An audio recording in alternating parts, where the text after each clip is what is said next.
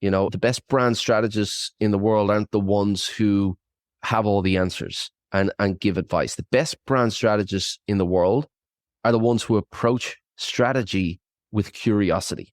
And that's about, turning up to any new brand or any new market and, starting with a clean slate and saying, well, I don't know your business. Why don't you tell me about your business? I don't know what you believe. Why don't you tell me I don't know what's valuable to you. I don't know where you want to go. I don't know these things. Why don't you tell me? And then it's about, asking the right questions in and around the market in terms of the competitors and the target audience to get to those answers that you can use to define a strategy. So a brand strategist is, and the role of brand strategy, it's not about giving advice. It's about asking the right questions and taking the answers to produce the right solution. Helping you create loyal customers and loyal employees, all through the power of simplicity. This is the Simple Brand Podcast, now heard around the world, including Singapore. Well, it's just Singapore. I don't know if you know this, but Singapore is its own sovereign island country and city-state. Congrats, Singapore! I'm your host, Matt Lyles, and this week I'm talking with Stephen Houraghan. Stephen's a brand strategist, he's a consultant, he's the CEO and founder of Brand Master Academy, and he's the host of one of my favorite branding podcasts, the Brand Master Podcast. Stephen's helped over 20,000 people transform their businesses and their clients' businesses by leveraging simple brand strategy frameworks and processes. And in this episode, Stephen and I discuss his lessons all around what branding and brand strategy truly are, and how you can use his processes and his framework to create a highly sought-after brand. Spoiler alert, branding is not just about your logo. In fact, you'll find out that that's one of the last things you actually focus on when you're crafting your brand. So here it is. Here's my interview with Stephen Houraghan. Hi, Stephen. Welcome to the show. Hey, Matt, how are you? Great. Well, this is fun. We are talking across the pond today. We are indeed. You're in Tennessee, and I'm down here in the south of France. Yeah. So you've helped me understand your background now, because you're originally from Ireland, then to Australia, and now you're in south of France. Yep, I was born and bred in Ireland. I'm 100% Irish, and I relocated at 20, stayed in Australia for 20 years, and I've just relocated to France. So if you're even very poor at math, you can grab my age there. You started your career in finance, right? Yeah. I was actually in the stockbroking world.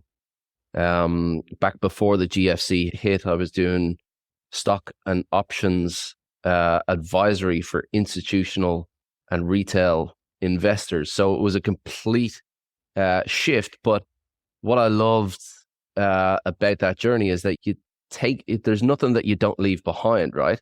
You take everything with you, no matter what path you've taken. You take it all with you, and you use it in what you're doing today. And I've definitely been able to do that with the background that I had in finance and economics.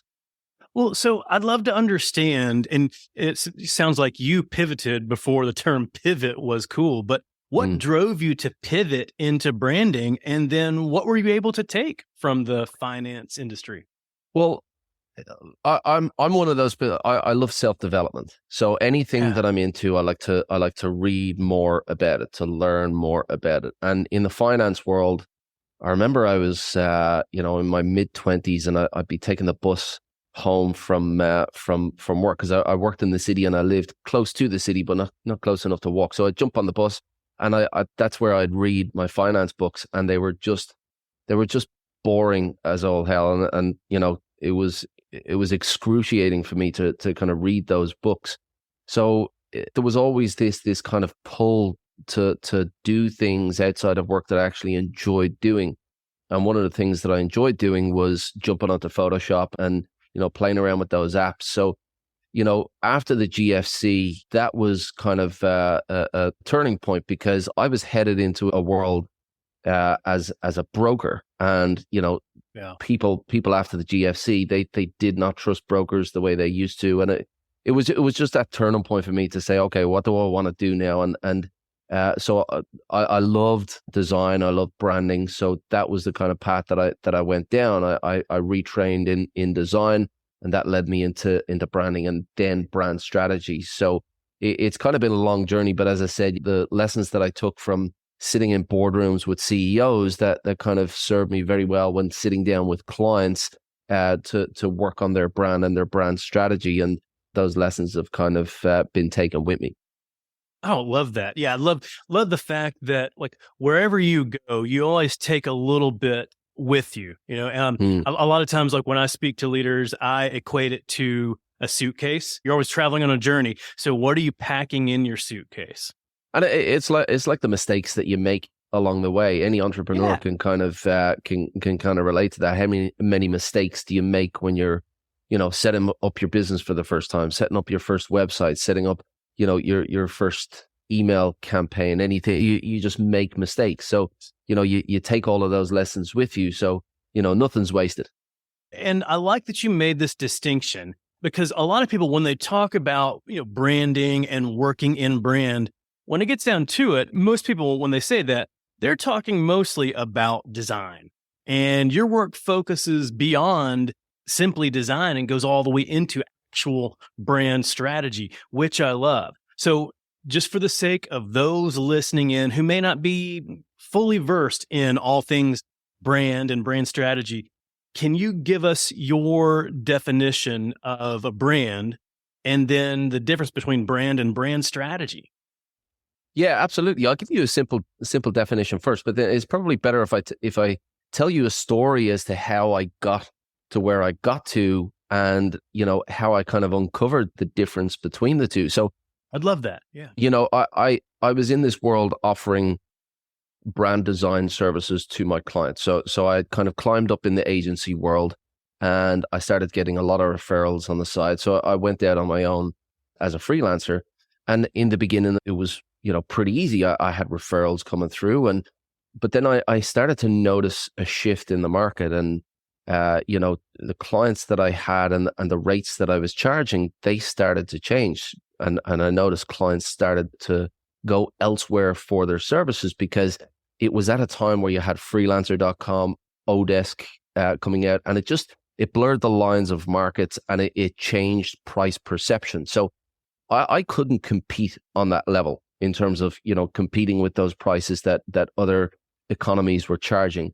So I had to kind of ask myself the question, well, what reason can I give my clients to choose me over my competitors? Because if all we're doing is competing on price, we're in a commodities game. Right. So that led me to this key term, differentiation and differentiation strategy. And I was like, well, okay, well, how does that work? So I kind of start pulling that thread, and that led me to positioning, which is brand strategy 101. And that opened up all of the different doors to what brand strategy is, and completely changed my perspective on what branding was all about. And in doing so, it helped me to uncover what my difference was. And that was to help my clients to understand the difference between a visual brand and an actual brand that's built on strategy. So the difference between the two is a visual brand is just your logo. It's just how your brand looks. And that visual brand is not there to do anything else other than to be memorable and to spark recognition and recall. That's it. Right. If somebody sees your icon or your logo, you want them to be able to say, that's that brand. But that's not enough for them to make a decision to choose you over your competition. What they need to do from that is to recall what your brand is about, recall the experiences that they've had with your brand, and recall why you're different from the competition and why they should choose you. And that's the difference between a visual brand and a strategic brand, is that one is visually appealing and can spark that memorability and recall, but another gives the consumer, gives the audience an actual reason to choose that brand over their competitors. And that is the difference. That is where decisions are made, and that is where you influence consumer behavior. And that is what branding and brand strategy is all about. So when it comes to like that visual brand, it's kind of like that reminder, like every time you see it, hi, I'm over here. But Hi. that's it. I mean, look, at the end of the day, we've all got our relationships with brands, right? I love Apple. You might love Nike or Patagonia or whatever brand you might like, but it's not the Nike swoosh or the Apple logo that makes us buy the brand. That's just a hook. That's like a memory cue to go, that's what this is all about. It's the experiences that you have with those brands, and the image and the perception that you create in your mind as to what that brand means is where you make your decisions. The swoosh is just a hook. The Apple, it's just a hook. It's just a hook to bring you back to those experiences, which are what influences your decisions. Yeah. And correct me if I'm wrong, I think you've had Marty Neumeier on your podcast before. Is that right? Yeah, absolutely. An absolute pleasure. He's actually the one that sent me on this trajectory. When I start digging into what differentiation was, it was Marty Neumeier and his book, The Brand Gap, that came up, and that opened up my world. So, and yeah, it's been an absolute honor to speak with him. And, for those who don't know Marty Neumeier, he was right here. Yeah. Anybody who's into brand for any amount of time knows who Marty Neumeier is. They know his books. They're easily digestible as well, and they simplify branding, which is what branding is all about anyway. It just really paints a picture of what branding is all about in a really succinct way. So yeah, he's the one that kind of set me on that trajectory and opened up the world of brand strategy. I love hearing that, and I would say kind of a similar path. I was lucky enough to get into branding and brand management. And once I was there, started studying it more and more. And then when I found Marty's book, The Brand Gap, I think it was like a whole new window or a whole new doorway opened with his quote. And I may or may not butcher it here, but his quote of, "Your brand is not what you say it is. It's what they say it is." I think that was from Brand Gap. And that goes all the way back to what you were talking about, how the brand is what your customer creates in their mind based on all those experiences they have. And anybody who reads that book, and this probably happened with you as well, Matt, is that when you start to understand the mechanics behind branding, it all just kind of clicks into place as if you know it already. And I think the reason that is that we've all got relationships with brands. Even if you're not a strategist, even if you're not a designer, you have a relationship with a brand where, there is no substitute for that brand. So when you start to learn about brand strategy, when entrepreneurs start to learn about branding and brand strategy and what they're actually trying to build, they get so excited when they're able to formulate their thinking and their ideas around the brand that they're trying to build, because they know it already, because they have those relationships too. That's it. Well, so when it comes to the customers interacting with brands, how do customers choose the brands that they want to do business with today? Yeah, that's a really good question. And, there are many different factors to buying decisions. Okay. At the end of the day, if somebody's determined to pay the lowest price, they're going to go out and pay the lowest price. But every market is broken up into segments. And those segments value different factors differently. In the market for cars, somebody will value the price more than anything else. Other people will, place a high value on the badge and, the status that comes with it, and the sound of the thunk on the door when it closes. There are a lot of different reasons that we buy brands, and a lot of those buying decision factors are predetermined by the segments of the market. But once you're in those segments, it is the relationships that the individual brands build with the consumers, and it's the appeal of what those brands mean to that particular group of people. And there are many facets to that. It's the personality of the brand. How does the brand talk? What do they say? Are they Are they, overly corporate? Are they really stylish? Are they funny? There are a lot of, we're all different as humans. We all have different attributes as humans, and we're all attracted to different characteristics. So, once you're in those market segments, there are a number of different things that you can use to appeal to your customer, whether it's the simplicity of the brand, it's the humor that you use, it's the experience that you take them on. It's about, making them feel taken care of. There are many different factors, but what you have to decide as a brand is, what segment of the market am I going to go after? Why am I going after that segment? And then once I know that segment, what am I going to say to them to make them want to choose our brand over our competitors? It's really about understanding who that market segment is, understanding what's important to them from the buying decision factors, and then giving them what they want in a way that resonates with them.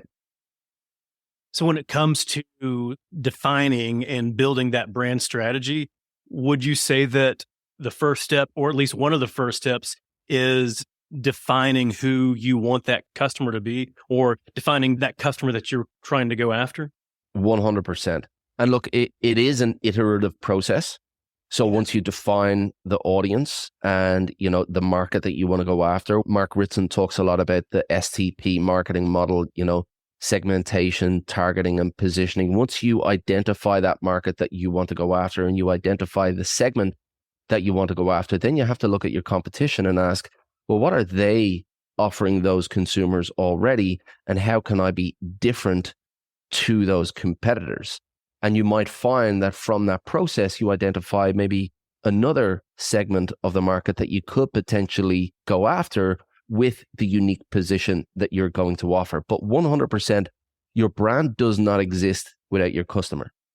It just doesn't exist without the customer. You can have the best idea in the world, but if there is no market out there, if there is no group of people who are prepared to pick up what you're putting down, then, your brand is going to be a very, very expensive hobby before long. Your brand is not going to survive unless you're meeting the need of a certain group of people, and, there's a transaction there. So 100% getting to know who your audience is, and not just from a broad point of view and defining the broad market, it's defining the market within the market segments, the specific group of people, and what is it that they want, and why are they different to the rest of the market? When you can identify who you're not for within the market, who you're for becomes a lot clearer.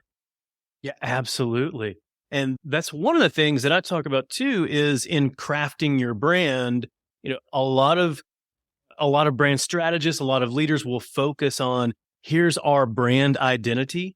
But when you talk about who you're for and then who you're not for, I think that it's also valuable to at least take the step to say, and here's what we are not. Here's who we are not. Here's what I refer to as our anti-identity. And I think often, there are a lot of mental blocks when it comes to positioning. If you mention the word niching to people, they nearly freeze up, because it presents them with this idea that they have to close the door on all of this other business. And that's not really the case. There's a way around that. Positioning is just what you talk about, what you do, with other consumers while you build that reputation. You don't have to close the door to other business, but what you have to do is you have to build a reputation as an expert for this specific group of people. So being able to identify the market as a whole, and then being able to point to the people who you're not for, so as an example, if you're getting into a market and you have a product that is not bottom drawer prices, let's say your product or your service starts at $20,000 or $30,000. Well, then you can easily identify bootstrapped startups as a segment of the market who you're not for, because quite simply they can't afford you. Right. So being able to start with who you're not for, it narrows down who you are for. And then it's just a case of layering that market. Well, what exactly does this market want? Well, these are the services that I'm going to offer. Well, what industry am I going to serve? Well, that's another layer that you can put on top of that. And you can continue to put layers in terms of how you're going to resonate with them, what experience you're going to take them on. And before long, you've got 3, 4, 5 layers that cover the whole market. And it just identifies this little segment that you're able to drill down on, and you can call out those people and they'll self-identify with that group. And that's a key point in positioning. You need to identify a group of people where when you call them out, they go, that's me. He's not talking to the whole market. He's talking to me because, I see myself in those messages. I see myself in those problems and those challenges and the outcome that we're trying to achieve. Yeah. And I think when a customer is able to see themselves in that message and see themselves in what's being delivered to them, whether it's the message or the experience, and say, wow, that's me, I call that empathy. Yeah, and it's a huge, huge factor. Actually, I read a book by one Mr. Gary Vaynerchuk quite a few years back now. At this stage, it was called the Thank You Economy. Yes, and that was really all about empathy. And what he's doing on there are some people who love Gary Vaynerchuk, some people who really don't like him. But I think what he's doing now in terms of the honesty and the rawness of what he's doing and the empathy that he shows, it really opens up the door to this idea that you could do business in a different way. And if you're able to really show understanding to your clients, especially in a service-based business where you're meeting those clients in a boardroom for a workshop, if you're really able to to take the time to understand them and to be 100% transparent and upfront in the way you do business, that is they are some key ingredients there for a great client relationship. And when you focus more on the relationship instead of just that immediate transaction, then the customer tends to feel more valued and will be more loyal to you and will help to stay in that long-term relationship. And look, that's a way that I like to distill branding as well, because we can, I don't know how many articles I've read about, hair splitting when it comes to branding versus marketing versus sales. And there is a difference. The closer you get to that sales area, you picture these, hardcore salespeople on the phones, trying to use every trick under the sun. When it comes to marketing, it's all about that ask. It's all about, do this, take this action now. When it comes to branding, you're not asking anything. You're building relationships, whether that's giving value, whether it's providing information, whether it's answering questions, whether, no matter what it is, brand building is about building that relationship. The ask comes later on. The sale comes later on. And if you do branding correctly, then all of the other stuff becomes a lot easier. Yeah. And, to bring it back to Gary Vaynerchuk again, focusing on that branding, all those branding actions and the giving, to me, like that's his jab, jab, jab, right hook concept. Absolutely. And that's how you attract the right tribe as well, because in building that relationship, and I love the jab, jab, jab, right hook philosophy. I use it every day, and the way I use it is to build that relationship. And one of the ways I build the relationship is not just through the information that I provide, the articles that I direct my followers to, the videos that I create for my followers. It's also in the way I do it. It's my personality, the way I speak, the language that I use, the way I articulate. These are things that are unique to me, and nobody else can replicate that. Anybody can talk about branding, and there, you know as well as I do, there are thousands or hundreds of thousands or maybe more people talking about branding out there. But no one does it the way you do it, and no one does it the way I do it. And if you do it in a way that's genuine and you follow that philosophy of empathy and giving, then, the people out there who resonate with you and who click with you and your personality and the way you are, they're drawn into you and they're attracted to you. So, they're the ones that become the long-term followers. And, it just really enhances that customer relationship. So it's not about the one sale transaction, see you later. It's about building that relationship long term, so they stay with you on your journey. Love that. Well, and when it comes to your lessons and what you teach and share with your clients, with your community, you've got some tenets of brand strategy that you follow and share. Can you share some of those here? Yeah, absolutely. So when it comes to building a brand, what you'll find is, a lot of entrepreneurs, they jump to the last step, and that is building the visual brand. The last step is building the visual brand, because essentially what you're doing is you're bringing the strategy to life visually. Right. And before you do that, you have to have done everything else. You have to first understand who your customer is. And this is what we spoke about earlier on. Understand that market, understand those market segments. And, this goes beyond just the demographics and the psychographics. That's really just, what job they do, how old they are. That doesn't really give you the insights that you need. It's not until you get down to the challenges and the pain points. And what you'll find is that people who have the same challenges and the same pain points, they're brought together by those conditions, those same challenges. You might have two people who have the exact same pain points, the exact same challenges, the exact same desired destination. And one is living in Tennessee, he's in his 40s, he's a white male. Another one is living in Hong Kong, she's in her 20s, and, just completely different demographics. Do you know what I mean? So when you try to find your audience through demographics and psychographics, you're just left with this surface level information. It's not until you dig deep and really uncover those challenges and pain points, you really start to find those commonalities between your audience. Number two is understanding your competitors. You can't position in a silo.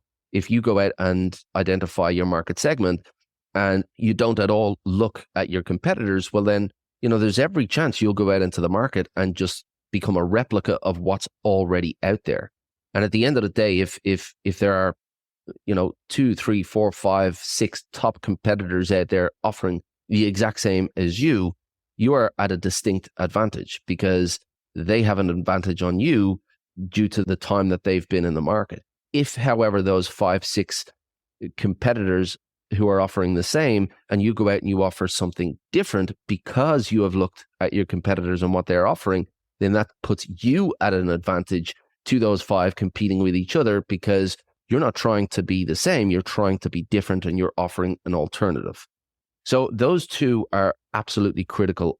Understanding the audience, understanding the competitors, and only from there, positioning your offer, positioning your brand. And that's essentially about giving your audience a reason to choose you over those competitors. When they have a reason, when they have a place to position you in their mind that's slightly different from the others, well then, that increases recognition, recall, salience, so that when it comes to that buying decision, you're not in amongst the pack of those 5 or 6 other competitors. It's between you and this other brand, because they're not choosing between, much of the same. They're choosing between this option and that option. So that's the trifecta of positioning. It's the audience, the competitors, and the positioning. That is the core of brand strategy. That is brand strategy 101. You need to have those ducks in a row before you go any further. That is the meaning that you're going to provide to your audience. Once you have that clear, then it's about building the rest of the brand around that. And that is, what are we going to say and how are we going to say it? So this is your brand personality, the attributes that you're going to use, your verbal identity, how are we going to speak? And then the messages that you're going to put out there into the market, and the stories that you're going to tell. So that's the next layer of your brand. It's not just about that transaction. The core of brand strategy is about scratching that itch. What's in it for me? Once you've given them that itch, once you've scratched that itch, it's about, here are the other attributes, and here are the way we're going to resonate with you and speak to you, that's going to tap into who you are as a person, and it's going to make those more emotional connections. And then the final layer after that is the visual identity. This is how we're going to show up visually. If we were a person, the last thing we are going to do as a person is to put our clothes on to, to distinguish ourselves with our jacket or our shirt or our pants, our shoes. That's your visual identity. That's how you're distinguishing yourself from other brands.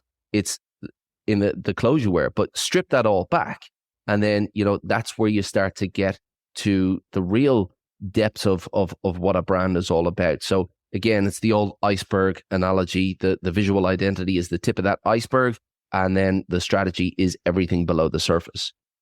And I really appreciate how you talked about making sure that you focus on that brand voice, what you say and how you say it, even before the visual identity. Because I still think that too many brand strategists or brand leaders will focus on the visual identity and give very little focus to their brand voice. And in my mind, I would say that your brand voice is equally as important as your visual identity. I would say at a minimum, it's on a par. If you look at modern brands today, I was just doing a video on this today, actually. MailChimp, Slack, just Google their brand guidelines and have a look at the emphasis that they put on their tone of voice. It's so important, and the tone of voice is just an extension of the personality. I'm a big believer in the human brand philosophy. So what we build as brand builders, we're building an entity to connect with another human. And the more human you can make that entity, the more easily it's going to connect. So when you talk about the personality of the brand and you're talking about the attributes that a brand is going to use, you have to have that clearly defined before you go and start designing your visual identity. Because if you define your personality as rugged and tough and gritty, well, then those attributes are going to be hugely valuable when it comes to defining your visual identity. Because, a modern and sleek looking brand, which a lot of designers like to use in certain trends, is going to be completely different from a gritty and tough and rough looking brand. And if a brand hasn't defined its strategy and who it wants to connect with and arrived at those attributes to design its visual identity, well, they could end up with a visual identity that doesn't really connect with anybody, that looks completely different to the audience that they're trying to connect with. So, it's really important to have that strategy and that positioning trifecta grounded first and foremost, and then, the human brand, the brand personality after that before you go anywhere near your visual identity. Oh, yeah. And you mentioned MailChimp's brand guidelines. I love geeking out on brand guidelines as well. And I got this from them, I want to say it was a few years ago. I don't know if they have updated their guidelines since then, but part of their guidelines shows their attributes and says, and this is where I get the anti-identity from. It shows the attributes that says, this is who we are, and it lists, a handful of points, and it says, and this is who we're not. It's this, not that. Yeah, because it's all abstract, right? Yeah. So we need reference points. And it's great having what we are there, but as another reference point, we can also say what we're not, and that just brings us closer to where we want to be. And having that defined in a set of guidelines to build a brand and to go out there and express a brand. And I think this is where so many businesses, certainly small businesses, entrepreneurs, they go out into the market and they've got no idea who they are as a brand. They might learn that, well, if you're building a brand, you need a logo, and then you need a website, and then you need to go onto Facebook ads and create a brand awareness campaign.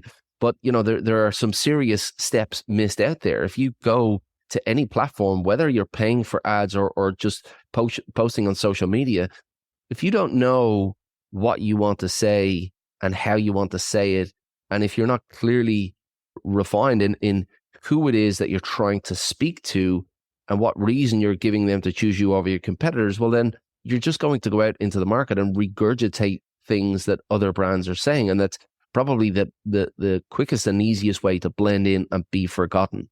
Yeah.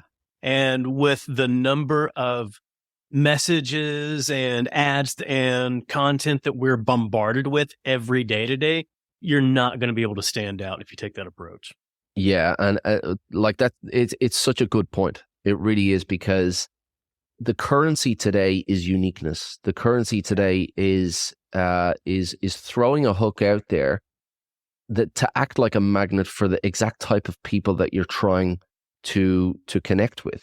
And if you look out into the market at your competitors for a reference, then all you're going to do is you're going to try to throw out the same magnets in the hope that they find you. But if instead you look to what they're not providing to the market, and then you go and then you create that type of magnet and you throw it out there, then the people who are looking for that, they are going to gravitate towards that a lot easier than just putting out more of the same. So finding your voice and staying true to who you are and just being your unique self out there in the market, it's so important. Yeah, yeah, it is. Doing all that upfront work, it makes it simpler for you. It makes it simpler for your marketers, your content writers, anyone who's trying to create all those messages for you. And then it makes it simpler for the customer as well. It makes it simpler for them to understand how you as a brand or how your brand connects with them or doesn't. And if you're trying to charge more for your services, if you're trying to convince clients that brand strategy is where you need to go first and foremost, then Yeah. the easiest way to do that is by highlighting the fact that it makes marketing cheaper. Because the more fuzzy you are about who you are as a brand, the more you're going to have to pay Facebook and Google to get in front of your customers, because the algorithm is set up to benefit those who understand their audience more intimately than the others. Because if your headlines and your copy speak to exactly who you're trying to appeal to in a way that appeals to them, then Facebook or Google or LinkedIn, they're going to reward you with more views and more clicks at a cheaper cost, because you're very clear on who your audience is. You're very clear on what their pain points are, and you're hitting those pain points with your headlines and your copy. And, you're very clear as to why they should choose you over the others. So it makes it easier for everybody. It helps the leaders to believe in the brand more because they know who they are. It helps the audience to understand the brand more and choose the brand easier because they know what they represent and they understand the meaning. And then it makes it easier on the budget as well, because the algorithms are going to reward that type of clarity. Yeah. So all that upfront work creates a win-win-win-win experience for everybody. 100%. It's like anything, Yeah. if you're a farmer, and that come harvest time, you want the best possible harvest, then you're not just going to walk out into the field and throw a few seeds down. There is a process to this, and you have to understand the best way to produce a full harvest. That's the problem that we have in the market today. There is such an education gap in the market about what branding is, because you have a lot of service providers providing visual identity services and branding that as branding services when it's really design services. You've got entrepreneurs coming into the market, and anybody can create a business today. They don't necessarily understand what branding is all about, and they take the lead of the designer or the copywriter or the marketer who is just pushing their service. And you've got this massive education gap, and you've got all of these failing businesses because they're skipping all of these important steps and they're not doing things in the way that they should be. Yeah. Yeah. Too many mistakes and not understanding all the right upfront work that's needed. Well, so for brand leaders and brand strategists, what are some of the habits and values that help them thrive in their career? Well, look, without a doubt, and it took me a long time to kind of come to this, it's in spite of what people might think, it's not about giving advice. The best brand strategists in the world aren't the ones who have all the answers and give advice. The best brand strategists in the world are the ones who approach strategy with curiosity. And that's about turning up to any new brand or any new market and starting with a clean slate and saying, Well, I don't know. I don't know your business. Why don't you tell me about your business? I don't know what you believe. Why don't you tell me I don't know what's valuable to you. I don't know where you want to go. I don't know these things. Why don't you tell me? And then it's about, asking the right questions in and around the market in terms of the competitors and the target audience to get to those answers that you can use to define a strategy. So a brand strategist is and the role of brand strategy, it's not about giving advice. It's about asking the right questions and taking the answers to produce the right solution. Yeah. Yeah, that's it. So essentially being curious. I love that. Yeah, Well, and look, of course, there are many more facets. Being able to facilitate a workshop and being able to manage people, and if you're going into that environment as a brand strategist, but certainly, you know, uh, being able to kind of take a step back and to look at things in a curious way, and questions are your friend. I'm telling you, if you sit down with a list of 100 potential questions that you could ask a client in and around their audience, their market, their competition, what they believe, what they value, where they want to go. If you have questions like that and you approach your relationship with your client with questions as your tool, you're going to build a much more solid relationship with your client because you're leading with curiosity and empathy, because that curiosity are the questions, and what you give them on the back of that is empathy to the answers that they're giving you. And that those two ingredients are our recipe for a great relationship. It arms you with the information that you need to help to come to the right conclusion. It makes your audience, your clients feel that you understand them, that you're really interested, and it just sets the right foundations to develop the right strategy. And if your clients are involved in that process, then the brand that you build, they will believe in, because they have been part of that process too. And you haven't just handed them a brand that you built that brand with them, and they believe in it. that's it. Yeah. And that helps create, like we've talked about earlier, helps create a stronger relationship. Well, so in addition to you working with clients as a brand strategist, you also offer all of your lessons through your Brand Master Academy. So Mhm. can you share with me about your Brand Master Academy? Who's it for? What do they get out of it? Yeah, so Brandmaster Academy came about because through the process that I went through by asking those questions, and that's why I really believe in the philosophy of curiosity, because I arrived, and when I say I arrived, I haven't yet arrived. I'm still curious, and I'm Right. still asking questions, and I'm still evolving. But that was the process that brought me to this place where I created this framework for my clients that they needed. I first of all created a framework for myself by understanding, well, I need to be different. How am I going to be different? Well, who am I going after? Well, who's also offering them solutions? Well, how am I going to be different to them? All of these questions brought me to creating this framework that I needed for myself, that then began offering to my clients. And the more I spoke about this, and the more I started to create content about what I was doing and why I was doing it, the more I attracted people who wanted to know about this. And those are people who were attracted to that information were it tended to be professional brand builders or entrepreneurs who were building brands either for themselves or for their clients. So designers, copywriters, marketers, entrepreneurs, and business leaders.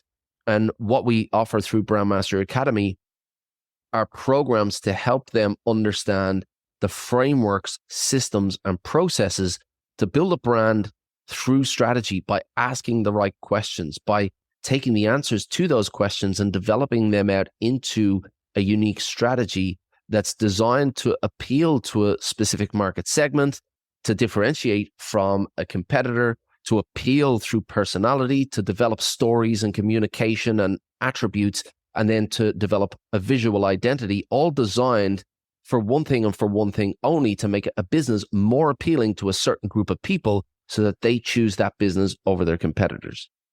So that's just one way to go even deeper into all the lessons that you've shared.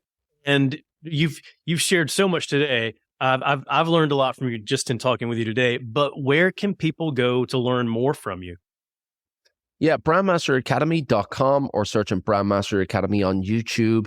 I provided you with a link, which I believe you're going to leave in the show notes, which is the link to a free download, which is a pro brand strategy blueprint, which kind of solidifies all the ideas that I spoke to you about today in this kind of succinct document that you can follow along. So if you're interested or you're just starting out in brand strategy, I definitely recommend downloading that.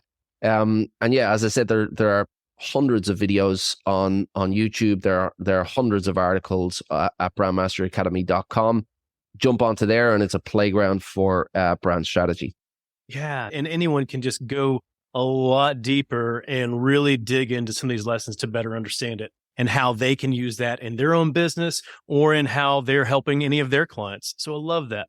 Well, Stephen, thank you so much for your time today. I'm so grateful for you. Thank you for having me. It was a really interesting chat, and your questions opened up the conversation. So we were able to go where we went because of those questions. There we go. And I always love geeking out on brand strategy. Absolutely. I hope you enjoyed my discussion with Stephen Houraghan. So go and learn more from him at brandmasteracademy.com. You'll get access to Stephen's lessons, his resources, his courses, and his podcast. And you can download a free copy of his Pro Brand Strategy Blueprint that walks you through his 7-step process to create a standout brand. And if you're enjoying the Simple Brand podcast, go ahead and hit the subscribe button because it's going to make it so much simpler for you to get future episodes like the next one featuring Nick Webb. Now, Nick was on the Simple Brand podcast back in episode 74 talking about what customers hate. Now, this time, he's back to talk about lessons from his latest book, One Step Ahead: How to Dominate Your Market with Innovation Leadership. Listen, in today's hyper-competitive environment, the difference between winning and losing isn't really that big of a gap. It's actually pretty small. It's like a race where the fastest runner who crosses the finish line can be just one step ahead from the pack. So Nick and I talk about his lessons, how to keep your organization in front of your competition, and to help you continuously leveraging disruption to propel your organization forward. So go ahead and subscribe, and you'll automatically get Nick's episode as soon as it's live. Until then, keep it simple.